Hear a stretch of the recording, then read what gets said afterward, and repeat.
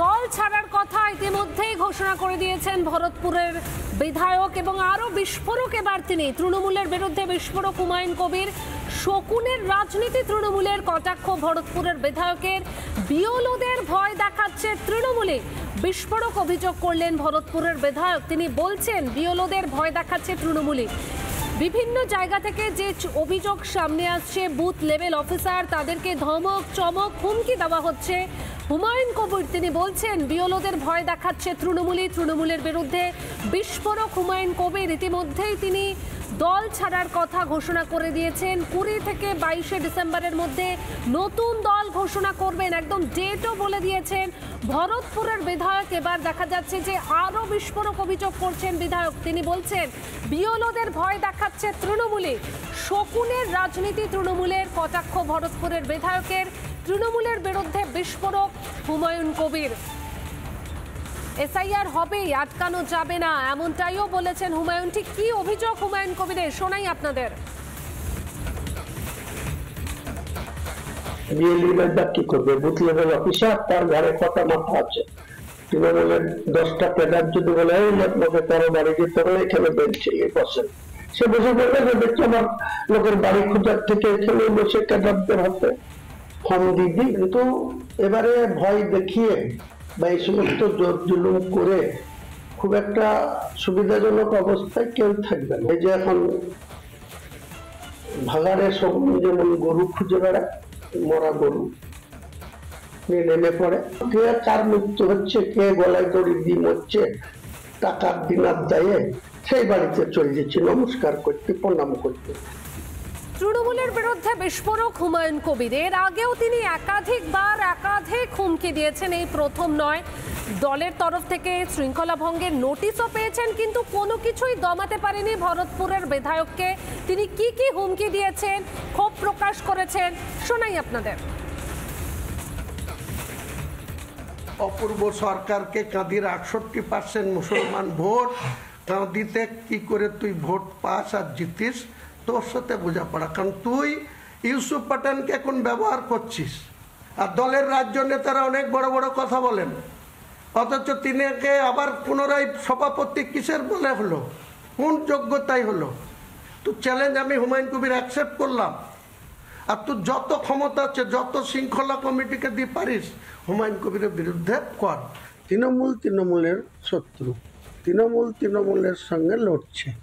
এই পরিস্থিতি যদি বজায় থাকে তাহলে নিশ্চিত থাকেন যে আগামী 26-এর বিধানসভায় ওই 20টা 10-এ নেমে আসবে, আমি জোর দিয়ে বলছি। হুমায়ুন কবিরকে তৃণমূল থেকে বহিষ্কার করবে, তারা মূর্খের স্বর্গে বাস করছে।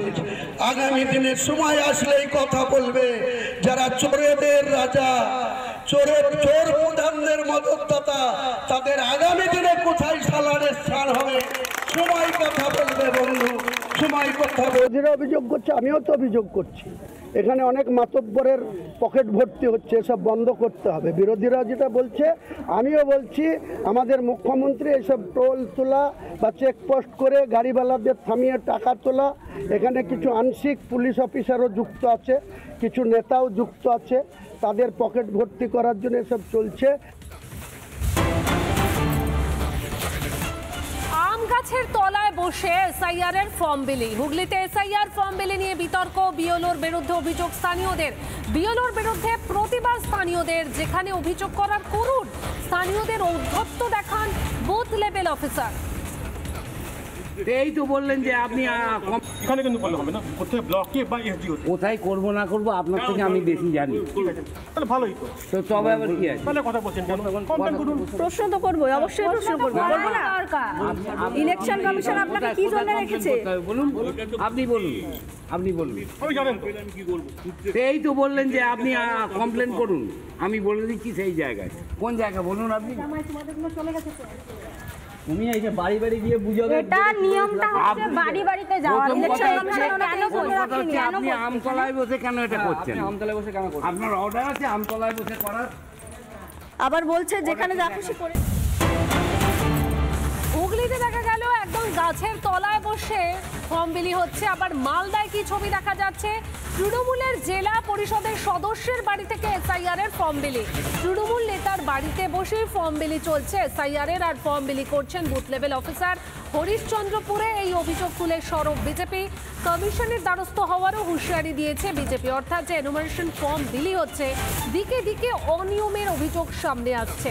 নির্বাচন কমিশনের যেটা নিয়ম যে বুথ লেভেল অফিসার তারা বাড়ি বাড়ি যাবেন, বাড়ি বাড়ি গিয়ে ফর্ম বিলি করবেন, কিন্তু কি ছবি দেখা যাচ্ছে যে জেলা পরিষদের সদস্যের বাড়ি থেকে এসআইআর ফর্ম বিলি হচ্ছে মালদাতে।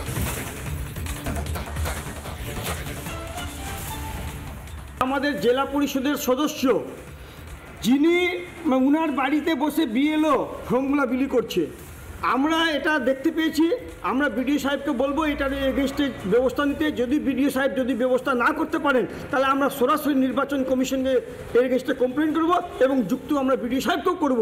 যেহেতু বিডিও সাহেব এটাকে পরিচালনা করছেন, তিনি যদি কোনো পদক্ষেপ না নেন তাহলে আমরা অ্যাকশন নিব। বাড়িতেই সহায়তা কেন্দ্র আছে, তো বিএলও আছে, আমরা মানুষের সহযোগিতা করছি, বাড়ি বাড়ি যাচ্ছি।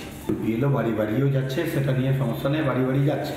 কিন্তু আশেপাশে যে আমাদের কাকুদের বাড়ি বা আমার আত্মীয় স্বজনের টোটালটা আমাদের আত্মীয় স্বজন আছে, তারা তো ওখানেই বসে থাকছে। আর আমরা তো সহায়তা কেন্দ্র, মানুষ শোয়ে ওখানে আসছে, সকাল থেকে নিয়ে এখন যাবেন ভাই আছে ওখানেই আসছে। তো আমরা কাজই তো করছি মানুষের, আমরা তো কাউকে ইয়ে করি না। সারা জীবনই আমরা কাজ করছি মানুষের, সারা জীবনই মানুষের কাজ করবো আর কি। সহায়তা কেন্দ্রে আসছে আমাদের, তো এখানে তো মানুষ আসবেই, শোয়ে মানুষ আসছে, আজকে না আসছে, সব দিনই সব কাজের জন্য আসছে। মুসলিমদেরকে তাতাচ্ছে, যারা শরণার্থী হিন্দুদেরকে ভুল বুঝাচ্ছে যে সিএ অ্যাপ্লাই করবেন না, তারাই কিন্তু এসআইআরকে অ্যাকসেপ্ট করেছে। নানা ধরনের কন্টেন্ট দেখার জন্য লাইক করুন, শেয়ার করুন আমাদের ফেসবুক পেজ, সাবস্ক্রাইব করুন আমাদের ইউটিউব চ্যানেল। পাশাপাশি অন্যান্য ব্রেকিং নিউজের জন্য অবশ্যই চোখ রাখুন রিপাবলিক বাংলায়।